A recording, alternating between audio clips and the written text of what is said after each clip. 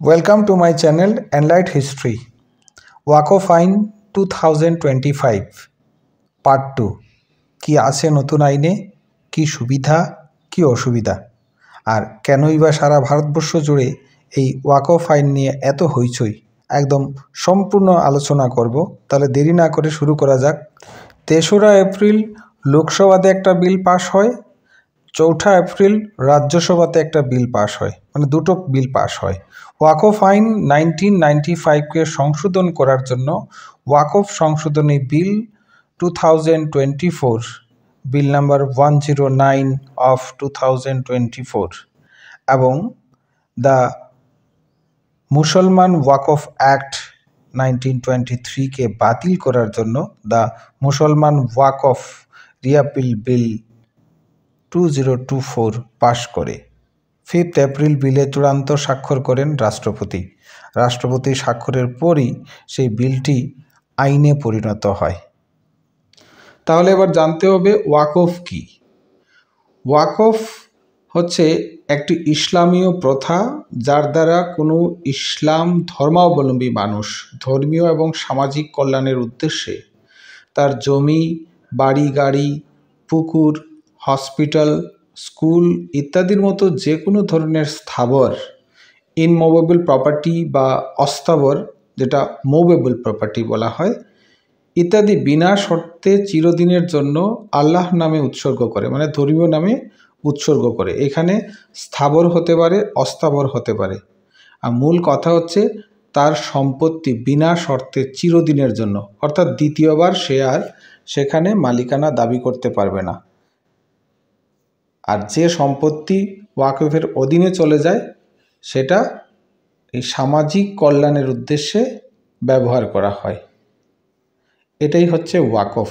এটা দীর্ঘদিন থেকে ভারতবর্ষে প্রচলিত, আর বিশেষ করে সুলতানি যুগের সূত্রপাত থেকে এটা শুরু হয়েছে। এখনও পর্যন্ত সেটা বহাল তবিয়তে ইসলাম ধর্মাবলম্বীরা এটা করে থাকেন। যে ব্যক্তি ওয়াকফের মাধ্যমে সমাজ কল্যাণের জন্য কোনো সম্পত্তি দান করেন তাকে বলা হয় ওয়াকিফ, এবং তিনি যে সম্পত্তি দেন সেটা কিন্তু সম্পূর্ণ বিনা শর্তে এবং তা চিরদিনের জন্য। এটা হচ্ছে মূল বিষয়। এবং আস্তে আস্তে আস্তে আস্তে এখানে সম্পত্তির পরিমাণ বাড়তে থাকে।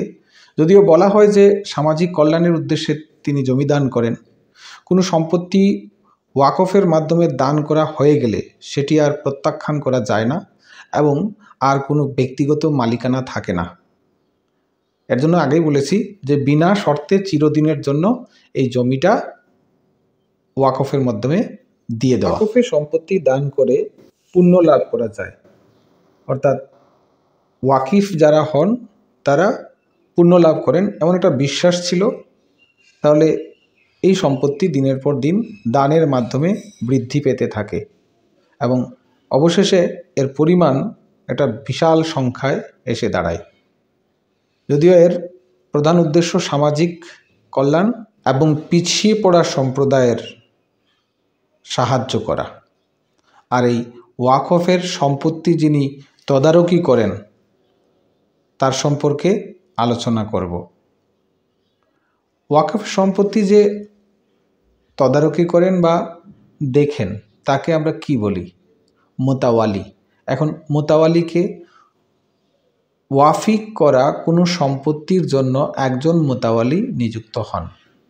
মোতাওয়ালি হলেন ওয়াকফের সম্পত্তির তত্ত্বাবধায়ক, কাস্টোডিয়ান যাকে বলি আমরা, এবং তার কাজ হলো সেই ওয়াকফের সম্পত্তির দেখাশোনা করা এবং সেই সম্পত্তি যে উদ্দেশ্যে ওয়াকফ করা হয়েছে সেটা ঠিকঠাক হচ্ছে কিনা তা দেখা, অর্থাৎ তিনি সবটা মনিটরিং করেন।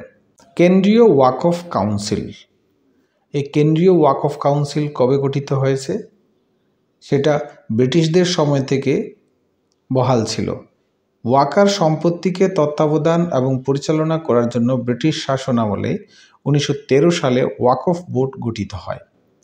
এই ওয়াকফ বোর্ড ওয়াকফ আইন 1995 এর অধীনে কেন্দ্রীয় ওয়াকফ কাউন্সিল নামে সংবিধিবদ্ধ সংস্থা হিসাবে প্রতিষ্ঠিত হয়। সদর দপ্তর হচ্ছে নিউ দিল্লি কাজ কি? কাজ অনেকগুলি কাজ করে থাকে। ওয়াকফ সম্পত্তি পরিচালনা, রক্ষা, দখলকৃত জমি পুনরুদ্ধার এবং সম্পর্কিত বিরোধ নিষ্পত্তির বিষয়ে আইন পরামর্শ দান করা। এই প্রত্যেকটা বিষয় হিসাবে কাজ করে একটা বিচারক সংস্থার মতো, একটা আদালতের মতো সেই কেন্দ্রীয় কমিটি কাজ করে। রাজ্য কমিটিও রয়েছে, স্টেট ওয়াকফ কাউন্সিল বা রাজ্য কমিটি। ওয়াকফ আইন 1995 এর অধীনে রাজ্য ও কেন্দ্রীয় শাসিত অঞ্চলে ওয়াকফের সম্পত্তি তদারকি করা, পরিচালনা করা, দখলকৃত জমি পুনরুদ্ধার সম্পর্কিত বিরোধ নিষ্পত্তির বিষয়ে আইন ও পরামর্শ দান করা। তবে রাজ্য ওয়াকফ বোর্ড কেন্দ্রীয় ওয়াকফ বোর্ডের তত্ত্বাবধানে কাজ করে। ওয়াকফ সম্পর্কিত আইন যেটা স্বাধীনতার আগে ছিল, স্বাধীনতার আগে কি ছিল? মুসলমান ওয়াকফ বৈধকরণ আইন 1913 এর অধীনে পারিবারিক সুবিধার জন্য মুসলিমদের ওয়াকফ তৈরির অনুমতি দেওয়া হয়েছিল। ওয়াকফ ব্যবস্থাপনা উন্নত করার লক্ষ্যে এ আইন কিন্তু খুব কার্যকরী ছিল না। ওয়াকফ নিয়ন্ত্রণের জন্য প্রথম আইন প্রণয়ন করা হয় 1923 সালে। এর নামকরণ করা হয় মুসলমান ওয়াকফ আইন 1923। মুসলিম ওয়াকফ বৈধকরণ আইন 1930 পারিবারিক ওয়াকফের আইনি বৈধতা নিশ্চিত করে 1913 সালের আইনকে আইনি সমর্থন প্রদান করে। তাহলে এটা একটা দীর্ঘ একটা প্রক্রিয়া।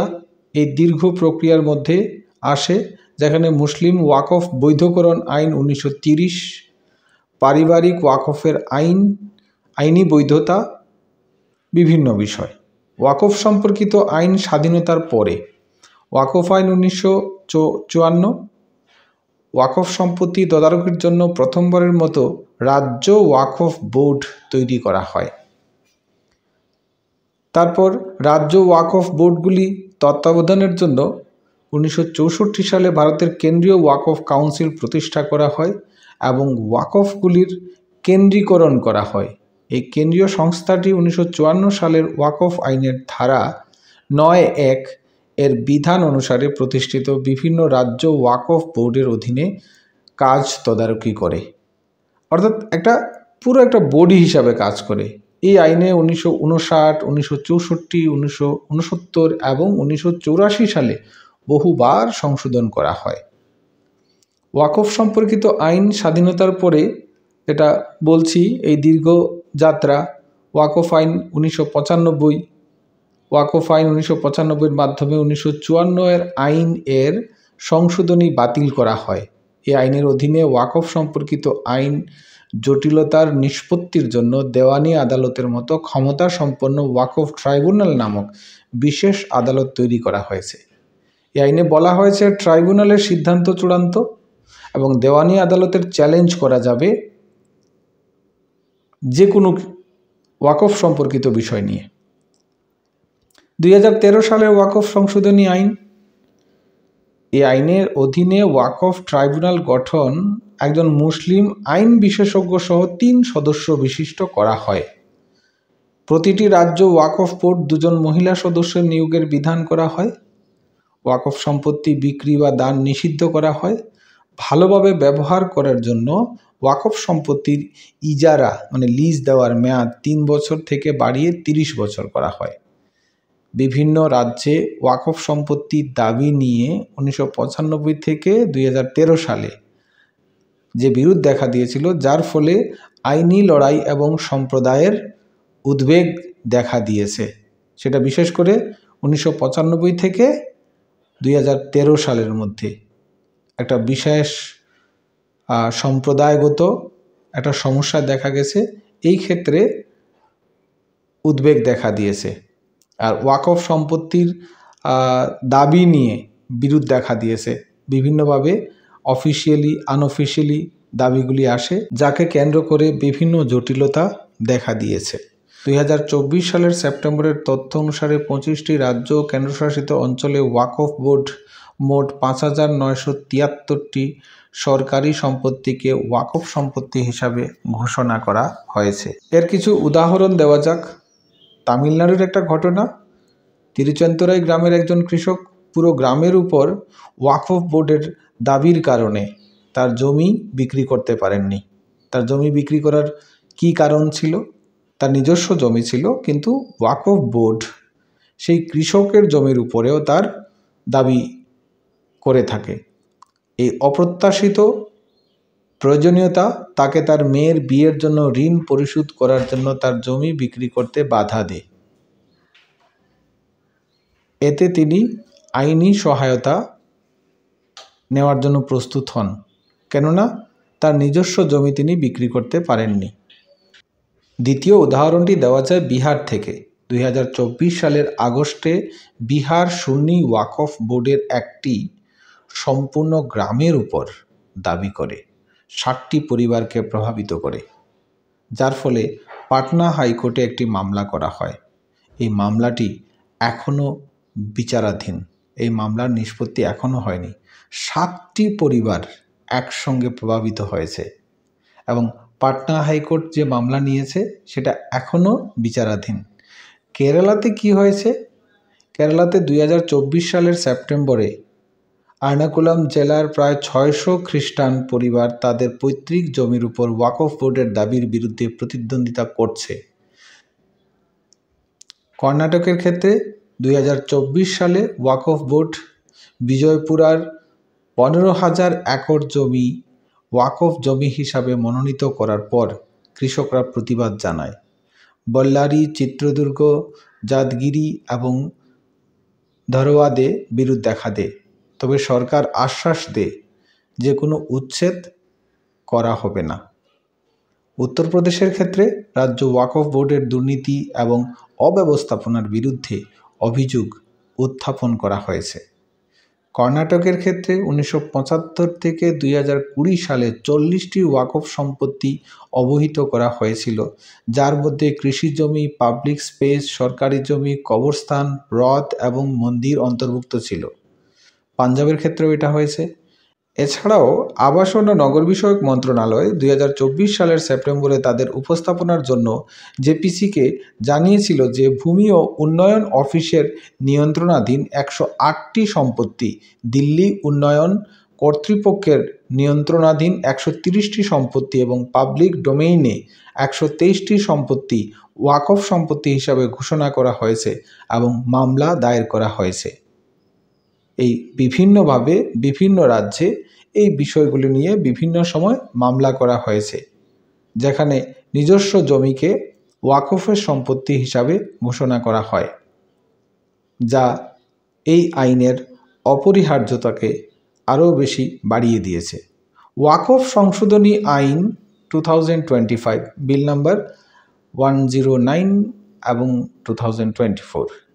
কেন্দ্রীয় সংখ্যালঘু বিষয়ক মন্ত্রী কিরেন রিজিজু 2024 সালের 8ই আগস্ট 1995 সালের আইন এবং 2013 সালের সংশোধনীর সমস্যাগুলির সমাধানের জন্য ওয়াকফ সংশোধনী বিল লোকসভায় উত্থাপন করেন। 2024 সালের 9ই আগস্ট এই বিলের প্রথম পাঠ হয়, ফার্স্ট রিডিং হয়। তারপর 9ই আগস্ট 2024-এ ওয়াকফ সংশোধনী বিল 2024 পর্যালোচনা করার জন্য 31 সদস্যের একটি পার্লামেন্টারি কমিটি গঠন করা হয়। কমিটিতে লোকসভা থেকে 21 জন এবং রাজ্যসভা থেকে 10 জন সদস্য ছিলেন। এটা ছিল জয়েন্ট পার্লামেন্টারি কমিটির গঠন করা হয়, যেখানে ওয়াকফ সংশোধনী বিলের উপরে বিভিন্নভাবে আলোচনা করা হয়। এই জয়েন্ট পার্লামেন্টারি কমিটির 2025 সালের 13ই ফেব্রুয়ারি ওয়াকফ সংশোধনী বিল 2024 এ 25টি সংশোধনের পরামর্শ দিয়ে সংসদে তার রিপোর্ট পেশ করে। 25টি পরামর্শ দিয়েছে।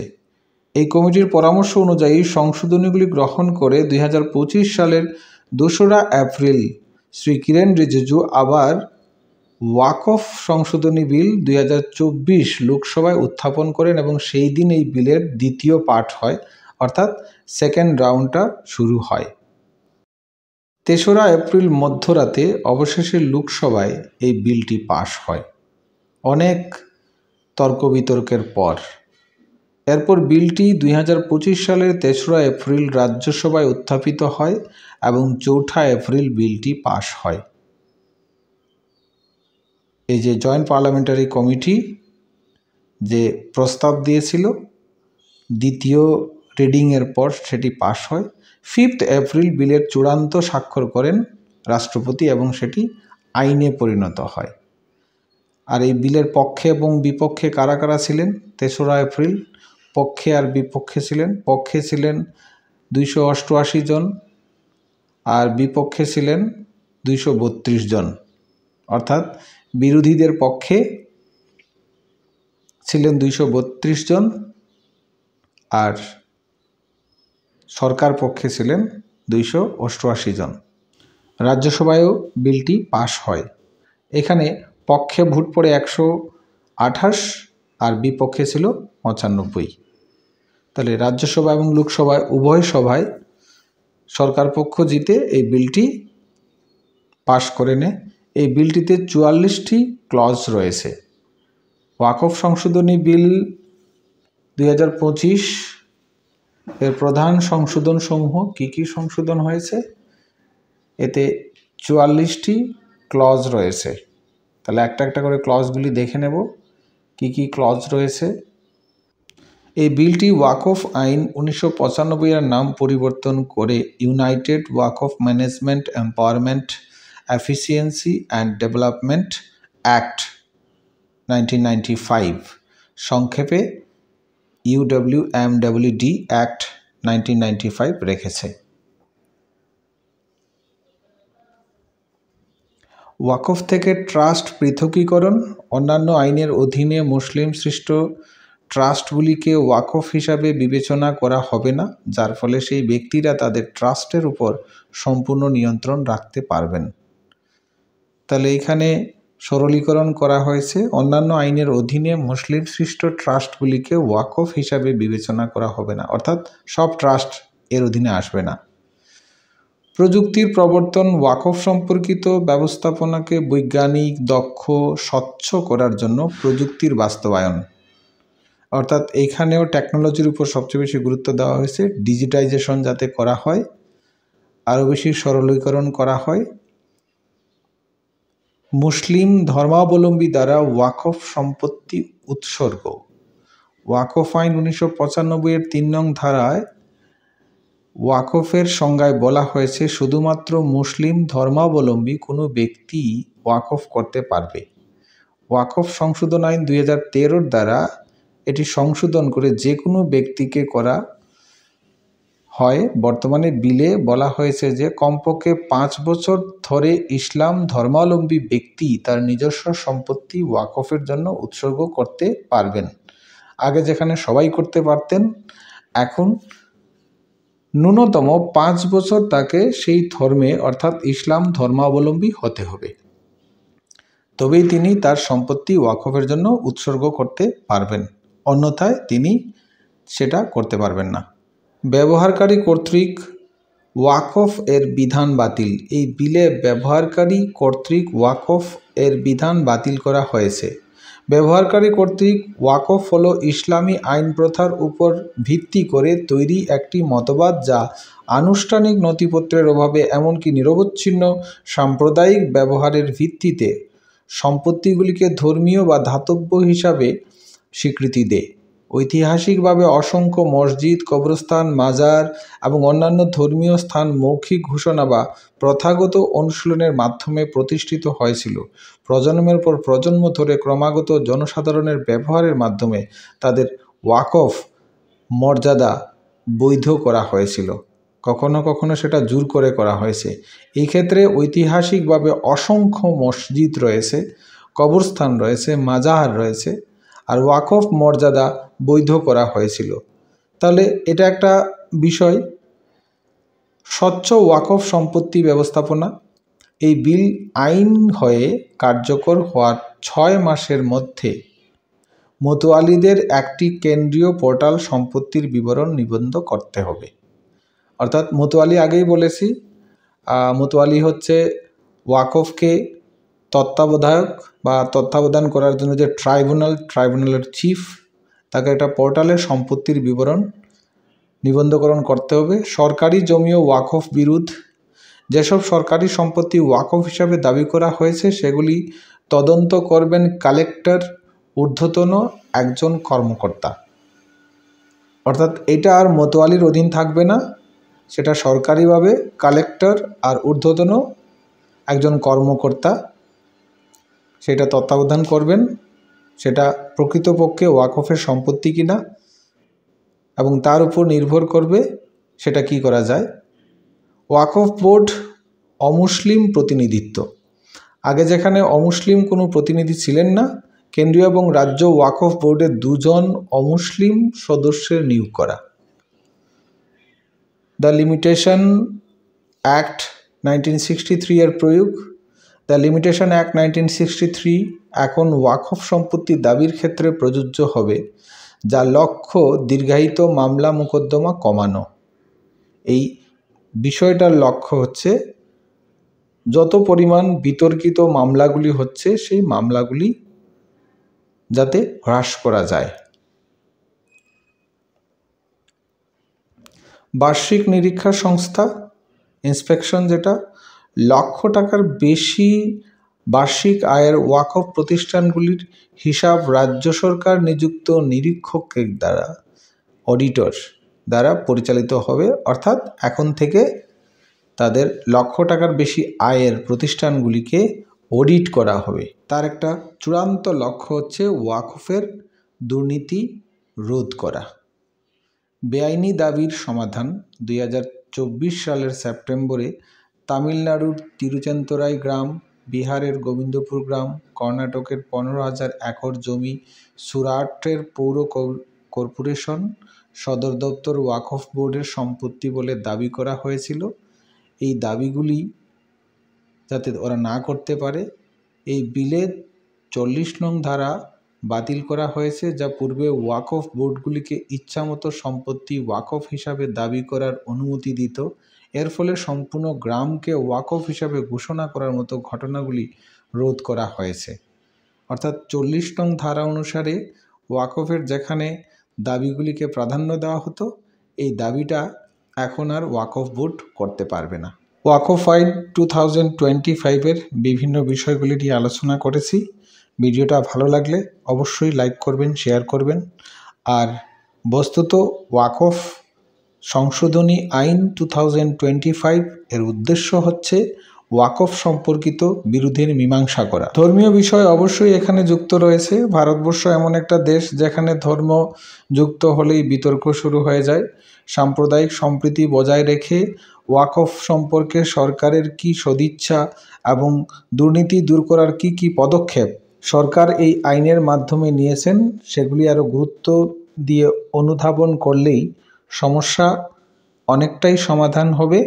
আশা করব সরকারের উদ্দেশ্য কোনো ধর্মীয় সম্প্রদায়কে হেয় প্রতিপন্ন করা নয়, ওয়াকফ সম্পর্কিত দুর্নীতি দূর করা। অবশ্যই তা সফল হবে।